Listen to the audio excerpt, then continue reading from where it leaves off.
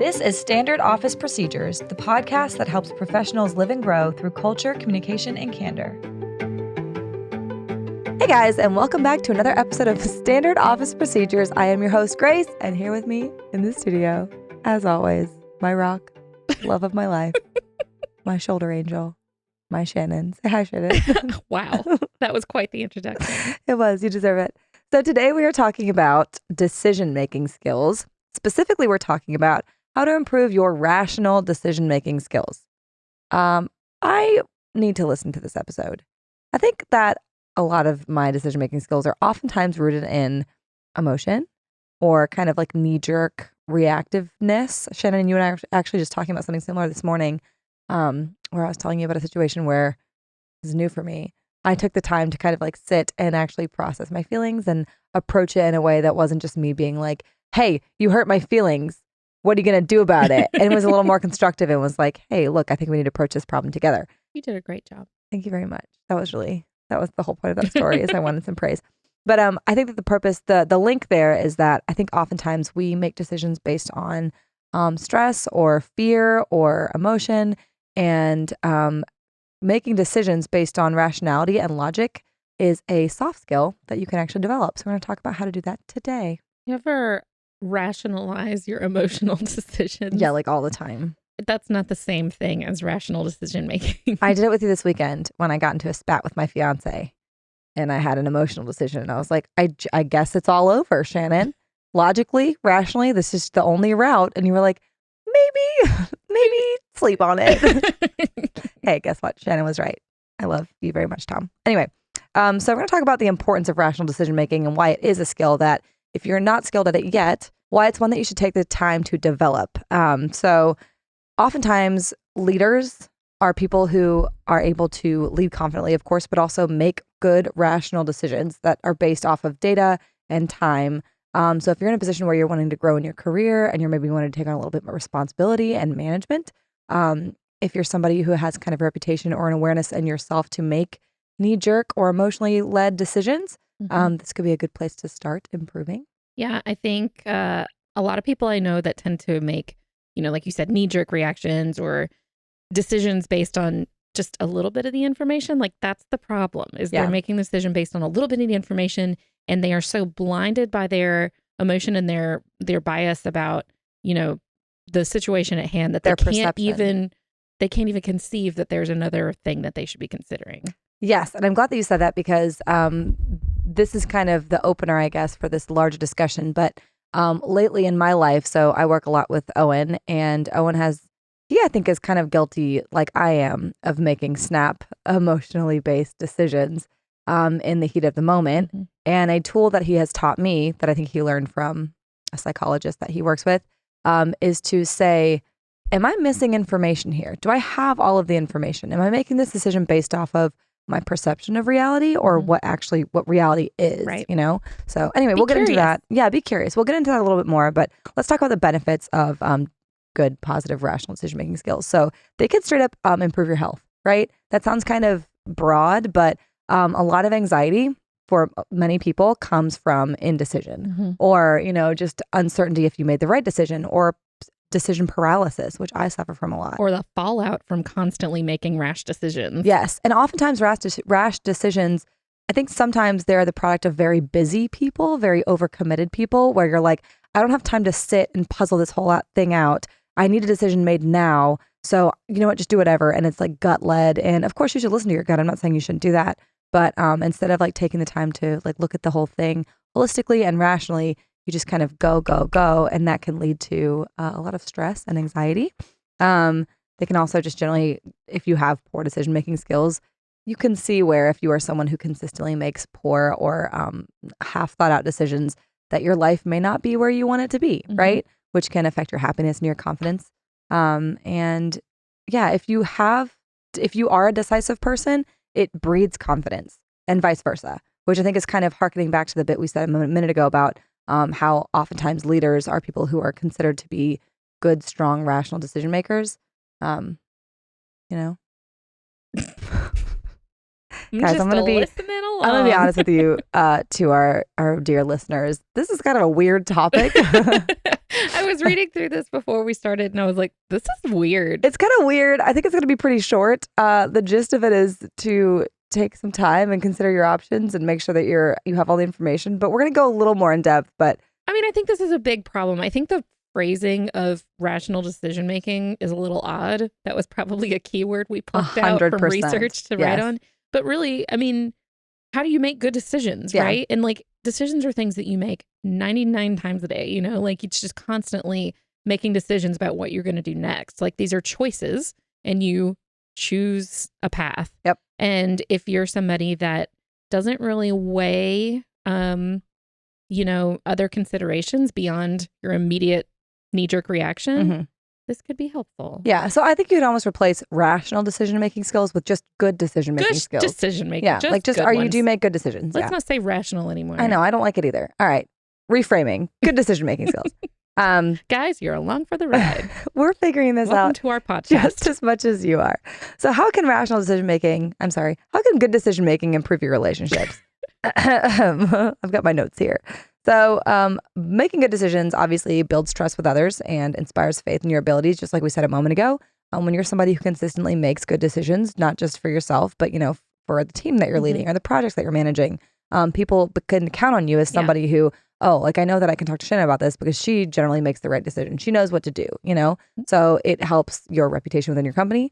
When I think about people that I don't have a lot of trust in the workplace or people I've worked with in the past, why I find it so difficult to trust them, it's because I don't trust their decision-making skills. Yes. I don't trust their knee-jerk reactions because they're usually wrong because they refuse to take in other sides of the story. And it's one thing if somebody learns that over time or it's like, oh, you know, last time I learned this and so this time I'm not going to do that. It's people that don't learn that and I just don't trust them. Yeah, I think that's fair. And the word trust, I'm glad that you brought that up because trust is built on a lot of things, right? You know, doing what you say you're going to do, all those kinds of things.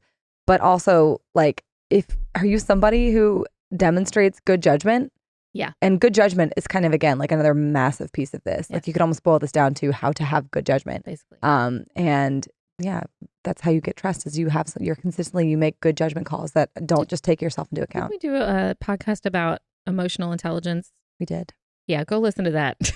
That's a good companion piece for this one. But listen to this one too, maybe. I don't know yet. We're only halfway through. Let's see if it's good or not. So let's talk about the enemies of rational decision making. I'm sorry. The enemies of good decision making. We're going to get there. So I think one of the biggest problems that we face when it comes to making good decisions is we use the phrase knee jerk, is instant gratification. So I mean this in a couple of ways. Sometimes decisions, to make a good decision, you're going to have to sit and look at it from all sides. And it's going to take some like mental horsepower and work. And it can be uncomfortable. And Shannon and I talk sometimes, and I know we've talked about on the show about how there's real work and there's fake work, right? And obviously all of it's real work. But for me, I struggle with real work is when I am working on something that I can then produce and show somebody. If I'm writing a blog post, I can spend 2 hours on it. And then at the end of it, I have, 1,600 words. And I say, here you go. Here's the thing that I made. Now, fake work is when I'm reading a book, right? Yeah. Like if I'm reading a book to get better at my job, to better serve this company, that is work. However, at the end of my 2 hours, they're like, oh, what have you done? And I'm like, I read a book and I've got nothing to hand you. I planned. Yeah. I've got like all organized. I do is plan. Yeah. And oftentimes the higher you get in companies, the more this will happen to you. You're less in the trenches doing the actual work and you're more overseeing or guiding or planning, or learning. And so when you are making good decisions, sometimes it requires that kind of sitting down and just thinking or going on a walk and just thinking. And you know what's more fun than doing that? Basically anything. Yeah. Like talking about, so instant gratification is what I'm getting at, right? So it is so much easier to not do the work than to do it. Just make a decision and get on with it. Yeah, just make a decision or just put it off, right? Like I'm being indecisive because I don't want to sit down and think about this very large, complicated problem that I'm facing that requires the decision to be made. So instead, I'm going to play on my phone or I'm going to, I'm just going to do something else. I'm going to procrastinate it. And procrastination is instant gratification, right? Like I'm doing something that feels good now, even though maybe it's just a very little substance because I want to avoid doing the thing that is stressing me out or hard. Yep. So instant gratification can be a blocker when it comes to good decision making. Next, or panic, right? So if you are, and I say panic, I mean more of like paralysis. Like either you're avoiding making the big decision and sitting down and thinking about it and puzzling it out from all sides, or by playing, right? By doing something else that's like more fun, or you're just paralyzed because it's too big and you're scared. Yeah. And those two things kind of go hand in hand. Well, I think sometimes we get caught up in the what ifs. Okay, but what if I do this and it's wrong? Or what if I do this and somebody gets mad? Or what if I do this and it's like irreparable damage, you know? And so then we just panic. And then there's the flip side of panic, which is like you're on a deadline and you got to get it done. You don't have time to think about it. You just have to get it done. You have to do it. Okay, so I'm going to share some anecdotal advice here, or evidence, I guess, or whatever, that I am very bad about. I always use the metaphor of flipping channels. If I'm staying at a hotel, because I think most people like who are listening to this, who are around mine and Shannon's age, we don't really have normal TV anymore. Nobody has cable. Yeah. And so when I stay at a hotel, there's cable. And I'm like, ooh, there's channels. But say I only have an hour and a half to watch TV before I go out, right? Like I only have an hour and a half and I'm going to make the most of it. So in my mind, I'm like, well, I want to make the most of this hour and a half. So I will flip through, I'm not exaggerating, I will flip through all 350 channels to make sure I find the best possible thing to watch before I watch it. Yeah. Guess how much time is left now? 15 minutes. Like I've just wasted a ton of time making sure I'm making the best possible decision before making the decision. And oftentimes for me, I still don't even commit. Yeah. Because now a whole half hour's passed and there's new shows on. I have to cycle through again. Yes. I have a really hard time with that with books. I'm like, because I read a lot of books on my Kindle. Yes. And it's like, I'll finish a book. It's like, awesome. I'm on to the next one. And I'll go and I'll look and I'm like, do I want this one? Well, I don't know, you know, and I flip around and then I end up never reading again. And now Shannon can't read anymore. No, but that's a great example. And I do this. So that's obviously a small scale, like very low stakes example of how that's manifested in my life. But if you guys don't mind, I'm getting a little personal. This has been a huge problem in my romantic life with my current partner, where he's a wonderful man. I love him. He loves me. Everything is great. We take very good care of each other. I respect him. I like him. I think he's a good person. But I'm like, oh no, but what if, like, is this it? Should I do this? Or what if I'm missing out on something else? Or what if this is not the right path for me? Or what if there's all these other variables that I don't know about that are hiding? Or, there's a million what ifs, and you can always come up with reasons to not make a decision. If you want to put off making a decision, you have infinite resources at your fingertips. Making a decision is hard. That's the hard part. And it takes courage, right? It takes trust in your own ability to say, I am confident that I know what is best in this situation, whether it's at work, whether it's your personal life, whatever it may be. You have to trust that you have the knowledge and the know-how and the smarts to make the right decision in the moment. And of course, things may change. You may realize down the line, look, that actually I should have done this instead, or now I should be doing this instead. And that's, I always think of my own personal life decisions where I've made maybe decisions that haven't served me throughout my entire life I made the best decision that I could with the information that I had at the time. Exactly. Yeah, exactly. That's all you can do. I think it's good to explore what ifs, and it's good to explore your fears, but do so rationally. Yeah. Like explore them, look at them, answer the what ifs, and then move on. Like, because I think what we tend to do is we look at the what ifs and then we get caught up in this like endless spiral of what ifs. And it gets worse and worse and worse. And you're describing the last 2 years of my life since I met. And it's like, if we had looked at all sides of the cube and made our decision, this would be done. Also, you make a really good point too. Guys, I'm sorry, we're kind of going off on tangents, but I think this is better information than the other information. But I will say that I realized I had this very clear moment because, we talked about anxiety a moment ago, about how anxiety is a big factor when it comes to making decisions. So people who suffer from high anxiety, you guys know this acutely. Like anxiety is just sort of like, I'm just stressed and worried about the whole process. Like I'm just anxious. But if you're not somebody who struggles with anxiety regularly, you might feel bouts of anxiety when it comes to making big decisions. And I experienced it in like this dose of like, oh man, that's what I'm doing. Is the other day I took my daughter, she's 8. I took her to get her first vaccination shot.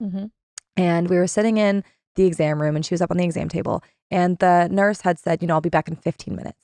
So we had 15 minutes and, we're like talking and playing and I've got my phone and I'm trying to like entertain her because she's a little nervous about the shot. This girl was so wound around the axle about the fact that she was going to be getting a shot in 15 minutes that you and I both know, and most of you guys know, a little shot like that's like a little tiny pinch and then it's over. And she was so stressed that it was going to hurt that she basically made herself just about throw up sitting there, with anxiety. Were you there with my daughter or your We daughter? have very similar children. And so then, I don't know where they get it from. And then when the nurse came in and finally gave her the shot, I thought she was going to come apart. Yes. She gets the shot. She goes, oh, Aren't those nurses so amazing? They come in and they're like, they try to talk them through. And then after about 2 seconds, they're like, yeah, we're done with this. Stick. Yep, that's what happened. Then it's done. And Lucy was like, oh, that's my daughter. She was like, oh, wasn't that bad? And I was like, I know. And so now I think about the fact that we had 15 minutes in that exam room where she and I could have been playing and laughing and like looking at things on my phone and, giggling. And instead we spent it stressed. She was stressed. All for what? For nothing. For a tiny little pinch, right? And we all do that to some extent. I realized, I was like, oh my gosh, this is a very visual, literal representation of what I've been doing with my entire life. Instead of having a nice time, and I'm using my relationship as an example again, but this really, obviously, you guys are listening to this from a professional lens. It's going to apply to your professional lives as well, because I have also done this at work. But instead of just enjoying the time that I've spent with this person over the last 2 years, I have spent, I would say, the bulk of my mental capacity trying to figure out where it's going to fail. Exactly. And preventing that failure. Or not even preventing it, just like being like, this is going to fail. What's even the point? Instead of just being like, hey, I'm really enjoying you and our time spending, like we're spending together. Yeah. And we all do this so much. And just think about like my daughter in the exam room waiting for her shot. Like, do you want to spend that 15 minutes having a nice time or stress about something that A, isn't happening at that moment, and B, is probably not going to be that bad? I mean, we've been dealing with this at work, right? Lately, we're working on our conflict resolution process between our leadership team so that we can hopefully roll it out to the company. And we came up with this process and we're like, all right, to test it out, you have to go present a conflict to somebody on the leadership team within the next 60 days. That's hard. Yeah. That is really hard. And it would be so easy to just sit and like not make that decision rationally, but make that decision based on, I've procrastinated 60 days and now I have to come up with something and I'm panicking and I'm press, go. Right. Or I could just like pick something silly and be done with it. Or I could like really try to make this worthwhile, and it's going to be hard no matter what, it's that like, but why uncomfortable. spend 60 days just panicking over the idea that some person, I don't even know who it is going to be upset with me, just do it. Just do it. Just do make it. the decision. Make the decision. Look at it from all sides and move forward. Yep. And again, trust yourself. Trust that, look, I am capable and I'm an intelligent person and I have the resources I need. And this is all the information I have at this moment. You cannot generate new information out of thin air, right? So barring a new development or a new conversation, you're going to have to make a decision with the information you have and trust that you have made the best decision for you at the time. Stressful. The Standard Office Procedures podcast is presented by Blue Summit Supplies. We're an online office supply store that puts you at the forefront of our focus by offering new career-building resources every single week.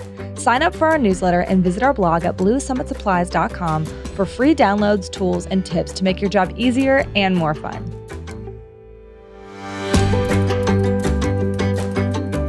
Okay, so let's talk about how do you become a good decision maker outside of all the stuff that Shannon and I just said. That was go to therapy. No, I'm just kidding. Number one, go to therapy. But Number truly, two, I mean, I don't know if we're going to cover that. We talked a lot about anxiety. I think there is a lot of anxiety and mental health stress that can feed into somebody not maybe making any decision or making the best decision or having the mental capacity to observe a situation from all sides, right? I agree wholeheartedly. So go to therapy. I think that should just be like a prereq for every episode from here on out, which is like, hey, if you're not in therapy, highly recommend. Go to therapy first, then come back and listen. Then come back and listen. But some other like things that you could do right now are to, if you have a big decision that you're trying to make, and it's a big hairy one, and I hate when people use the word hairy to describe things. I'm sorry, I regret it. But it's like anything else, right? How do you eat an elephant? One bite at a time. How do you make a big decision? Break it down into smaller decisions. And the example that we kind of give in the article that we're basing this on is that, say you can't find your credit card. You don't know where it is. It's gone. It's not in your wallet. It's not in your purse. And you just fly into a tizzy and you're like, I don't even know what to do now. I need this, I'm going somewhere in 3 hours and I need this. Okay, take a step back. Let's break this big problem, this big decision about what am I going to do, right? That's the decision. What am I going to do? Let's break it down in little pieces. Okay, where did I see it last? All right, I'm going to decide to call the place where I left it last. All right, it's not there. Now what am I going to do? I'm going to call my bank and put it. No, maybe you're going to go home and look for it first, right? There's a bunch of little bitty decisions that you can do from the onset that make it more digestible instead of just flying into a tizzy, potentially calling and canceling it straight away And then, oh wait, it's actually underneath my car seat. You know what I done that. mean? I've also done that. You know, I actually talked to Megan that we work with about this recently, and I was really struggling with this big weight that was on my shoulders about a project that I needed to work on. And it was a decision, you know, it was a decision that I needed to make about how we were going to tackle it. And I was feeling like I was bearing all the weight of this on myself and nobody else could help me, which is not true. And so it was helpful to get an outsider's perspective. Megan's got a lot of experience in project management. Mm-hmm. She was like, this is what you need to do. You need to think about this from a project management situation, you know, like break this down into these blocks. What are your inputs? What are your outputs? And how can you break these things out along the way? And I realized that obviously, as I should have realized in the first place, I was not alone, you know, and like I had a way of breaking this down into smaller pieces and making it easier to make the decision about how we were going to tackle this. Right. And so, you know, decisions isn't just like, you know, what might be an obvious choice or an obvious decision. It could be something that's overwhelming you. You don't know how to move forward because doing something in and of itself is a decision, right? It's a choice. It's something that you're choosing doing. to take this action. And I was choosing to panic and do other things. And choosing to panic and procrastinate is still a choice. It's just a poor choice. So having somebody help me break it down was really useful. And now I'm like trucking forward. Everything's good. There you go.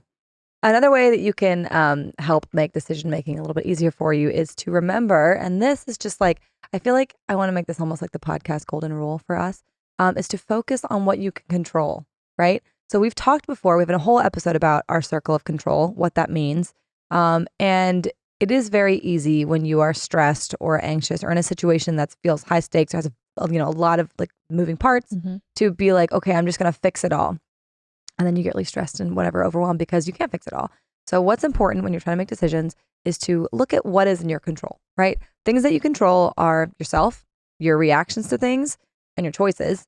Things that you can't control are what other people are doing, how other people feel, you know, just kind of whatever is going on with other people. You can't control like the weather. You can't control timetables a lot of the time. So take a step back, look at this decision that you have to make and think, okay, what can I decide here? You know, I can decide that the event is going to be at 2 p.m.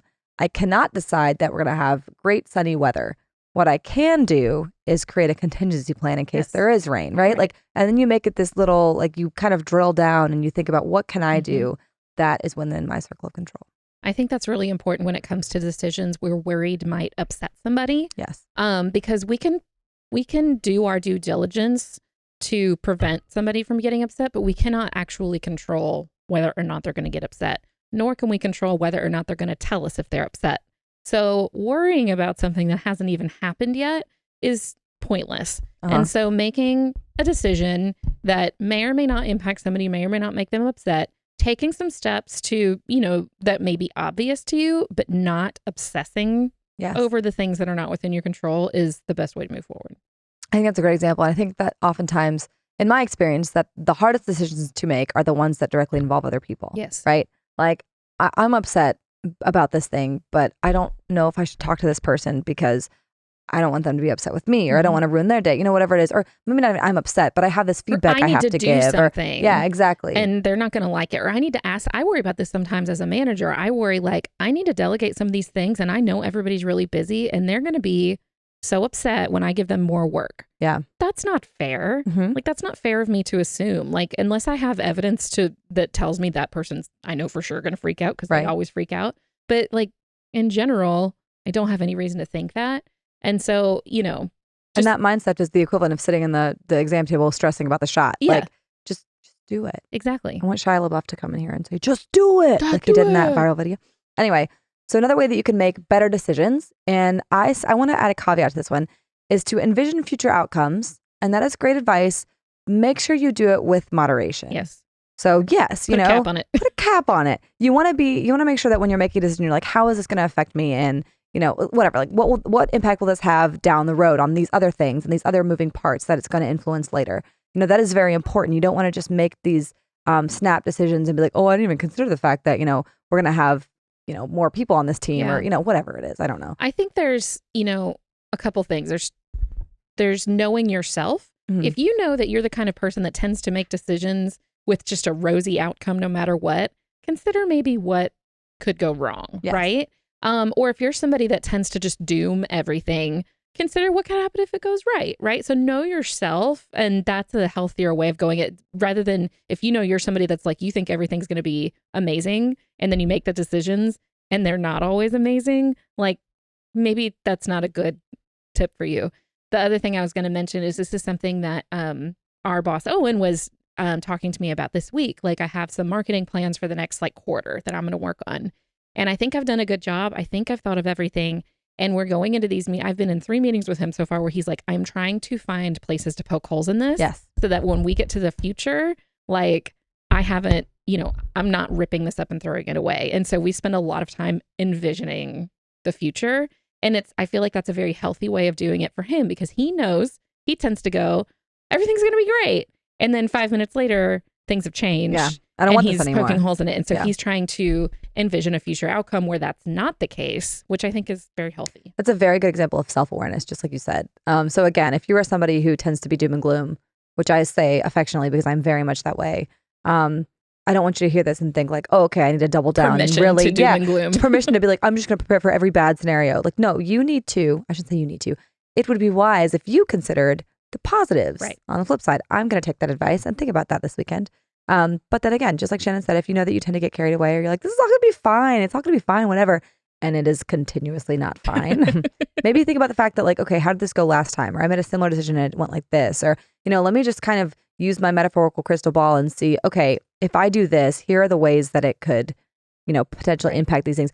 You are not going to get it right most of the time. I want to say, like, there is no way that anybody can predict accurately exactly what is going to happen all the time. However, you can be mostly right. Well, these are just like we've talked before. These are soft skills. It's not like, well, I'm just not good at making decisions. Yeah, no. Well, you're making decisions anyway. Yep. You have choices all day, every day that you make, Just or make better ones. you got to move forward, or maybe you're not moving forward. Like time is passing anyway, right? I think about that all the time. Yeah. Sometimes where I'm like, I just don't want to do this right now. I'm just going to hit pause. It's like, girl, you can hit pause on you, but stuff is still going. People are still succeeding all around you. I think when this podcast comes out, it'll be into the new year, right? And think about, where are you going to be in a year? That time's going to pass anyway. Stop. You're giving me stress. Don't say that to me right now. All right. And then our last piece of advice for making better decisions is to test, analyze, and adjust. And this one is just what it sounds like. And it kind of goes hand in hand with what we were just talking about, which is, I love this. You love this. So really, this is about like gathering feedback, assessing how you did, and learning from your mistakes. Like, okay, I made this decision. It didn't do what I thought it was going to do. How can I do better next time? Yeah. What would you like to say? I love this so much. I think this is so important. This is what comes into that self-awareness piece where it's like, you're going to make decisions. You're going to put yourself out there. Maybe you're trying to act a little differently or grow. And then like reflecting on that and adjusting and reflecting on that and adjusting. And I have to talk about Jake, who used to work here. Yeah. And so Jake had a much more technical, analytical type job. He spent a lot of time in Excel. A lot of the work that he did was like numbers based and like when he means running a test, he literally means running a numerical test. And he had this thought of, introducing testing culture to the company. And I hated it so much. I hated it so much. And he and Owen would talk about it all the time. Like, oh, we're going to have this testing culture. We're going to test everything. It should just be in our mindset to test everything. And I was like, dude, I work in marketing, and I work in content marketing. I can't test the things the same way that you do. But I learned a lot from that about you can test. It's just a different kind of test, right? It's reviewing and adjusting and reviewing and adjusting. And that was what I was excited about. I'm glad that you shared. Jake. We love Jake. Hey, Jake. No, I think that's a really good point, which is that you said a moment ago, you're making decisions every single day, right? And I always like to think if there's something that is big that I'm trying to change about myself and be like a habit, right? I will always say, well, I'm just going to test this out for 5 days and see how it goes. And if I feel a lot better, I feel a lot differently, then maybe we'll see after then. And I make it these little bite-sized things. And like, it'll be things like, I'm going to work out 3 times this week. I'm just going to test it. And like, I know that my larger goal is to become somebody who works out regularly. But if I think about like, I'm going to do this forever, right? I'm going to become someone who does it forever. That's so exhausting and daunting. And I'm like, I can't do it. But if I just say, I'm just going to just try it, I'm going to test it and then look at the results and see, that is so much more manageable. So maybe think about becoming a better decision maker from the lens of like, look, I don't tend to make the best decisions in these arenas I'm just going to do these things slightly differently over the next few days or few opportunities. And then I'll look at the results, analyze them, take what I like, leave what I don't.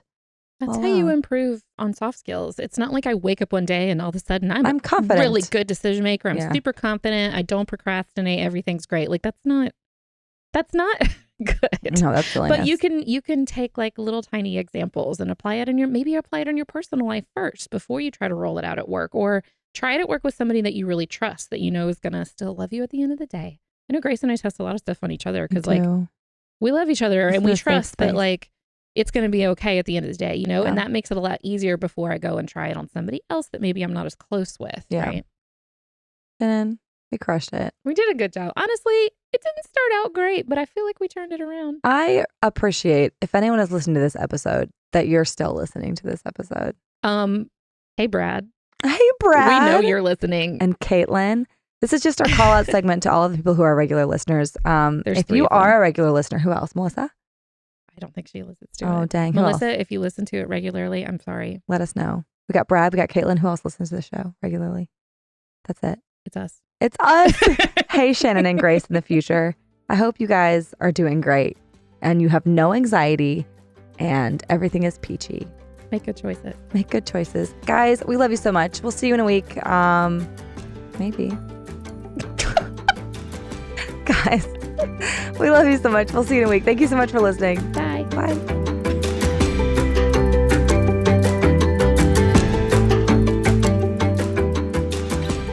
This has been a Blue Summit Supplies production. Good job, Larry.